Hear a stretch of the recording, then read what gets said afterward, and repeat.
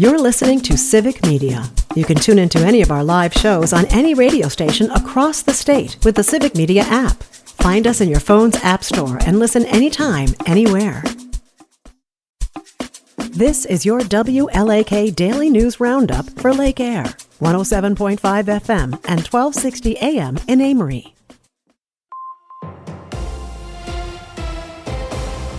For WLAK News, I'm James Kelly. A new organization is seeking to provide support to Superior and Duluth businesses that will be affected by upcoming construction on the Blatnick Bridge replacement project. The Twin Ports Business Alliance was founded to connect local business leaders and provide support and promotion for businesses in the commercial district near the long-term construction project. Officials say they intend to connect those businesses with resources and marketing opportunities so they not only survive the replacement project but thrive when construction ends. The Barron County Board of Supervisors has approved the sale of $4.8 million in general obligation corporate purpose bonds. The bonds were awarded to the Bank of Oklahoma, which won the competitive bidding process by offering an interest rate of 4.14%. County officials say the bond money will go towards projects like updating communications equipment at the Emergency Dispatch Center, infrastructure upgrades at the Justice Center, and new boilers at the University of Wisconsin-Eau Claire-Barron County campus. Governor Tony Evers and the Wisconsin Department of Natural Resources have announced over 10 million trees were planted in the state last year. According to a press release, Wisconsin's Trillion Trees Pledge 2024 annual report found that nearly 10.7 million trees were planted over more than 57,000 acres. The report also found the state has covered over 40% of its 75 million tree goal by 2030. Governor Evers signed an executive order to pursue the pledge in 2021. The state has also reached over 60% of its forest conservation goal. The Aging and Disability Resource Center of Barron and Rusk counties is inviting residents to register for their Healthy Living with Diabetes workshop. The 6-week program starting May 7th will offer participants evidence-based strategies to integrate with traditional treatment, like adding nutritious foods and appropriate exercise to their daily routines. The program is open to adults with type 1 or type 2 diabetes, as well as family members and caregivers who support them. Pre-registration for the program must be completed by April 30th. The Wisconsin Department of Workforce Development is looking for employers in the state who hire and retain veterans for the Vets Ready Employer Initiative. According to a press release, the Department of Workforce Development will begin accepting applications for the program through July 18th. The program seeks to honor and provide assistance to organizations in the state that hire veterans, helping them attract and retain even more veteran employees. Organizations can apply for the program in person or online through the Vets Ready website.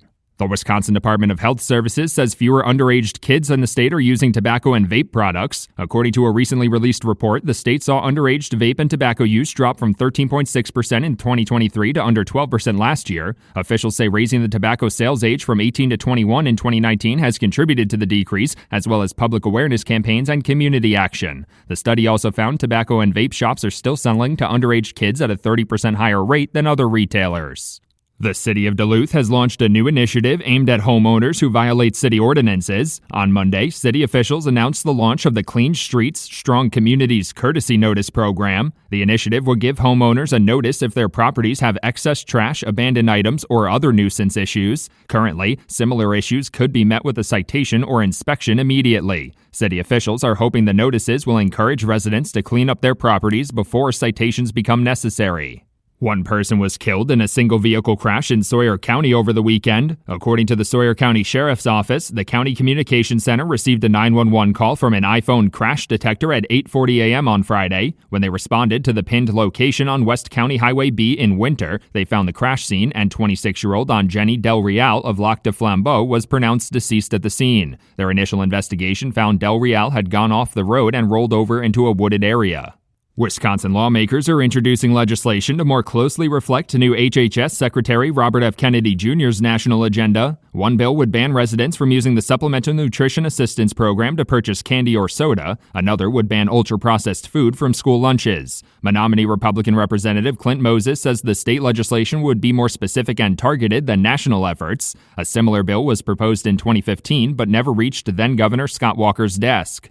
The Wisconsin Department of Administration shared rules with state employees on how to interact with immigration authorities on Friday. According to the memo, state workers were advised to contact their agency's legal counsel in the event of a visit from immigration officers. It also advises staff to refuse to hand over documents or computer access to immigration authorities before consulting with their legal counsel. State employees were also advised not to answer questions or give immigration officers access to non-public areas. For WLAK News, I'm James Kelly. The Brewers blast the Giants. Hi, I'm Mike Clemens with sports. Baseball last night in San Francisco. Top of the 6th. Bases loaded. Christian Yelich at the plate on FanDuel, Wisconsin. 2-2 coming. Fly ball center field. Back goes Lee. He is still back, and it is gone. A grand slam for Christian Yelich opens this ball game wide open. It was Yelich's first grand slam in 3 years. Milwaukee went on to win 11-3 over the Giants. A lot of contributions from the crew. Pat Murphy. Terang sticks out. Yelich sticks out. Those guys were amazing. Bowers getting to start once in a while and hit a homer later in the game to keep adding on. A lot of good Durbin. A lot of good offensive performances today. NBA, the Bucks losing to the Pacers 123-115. Indiana leads the series 2-0. Game 3 Friday night. We'll just see. I'm very confident about this series. Very. At Stock Rivers with Sports, I'm Mike Clemens.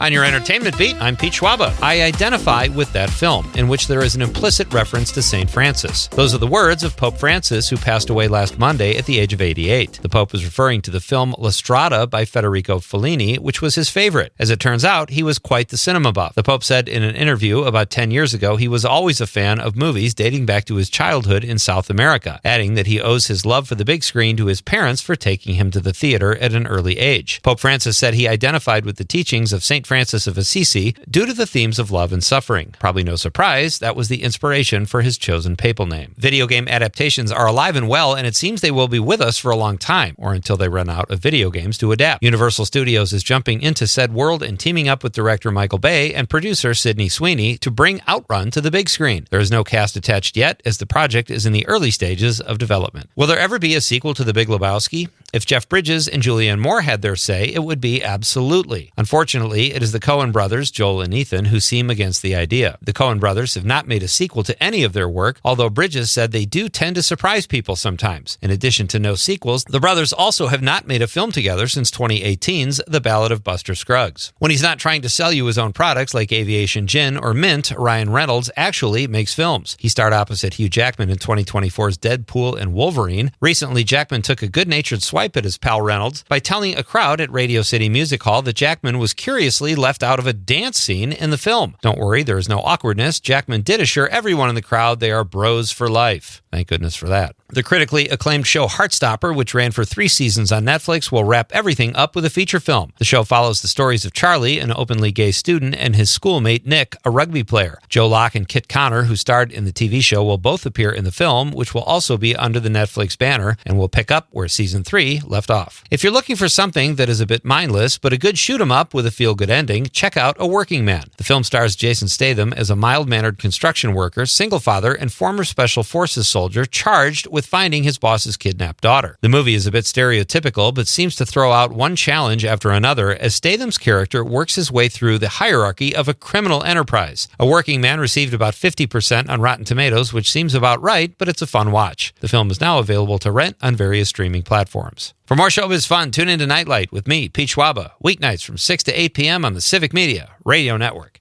We'll see a little sunshine this morning with scattered afternoon showers or even a thunder shower possible. Our high today in the upper 60s. Tonight, scattered showers with a low in the low to mid 40s. Tomorrow, more scattered rain with a high in the low 60s. I'm meteorologist Sean Cable. Outside now, it's 46. That's your WLAK Daily News Roundup from Civic Media. Subscribe to this podcast on Spotify, Apple, or wherever you find your podcasts. Find more news at lakeair.radio.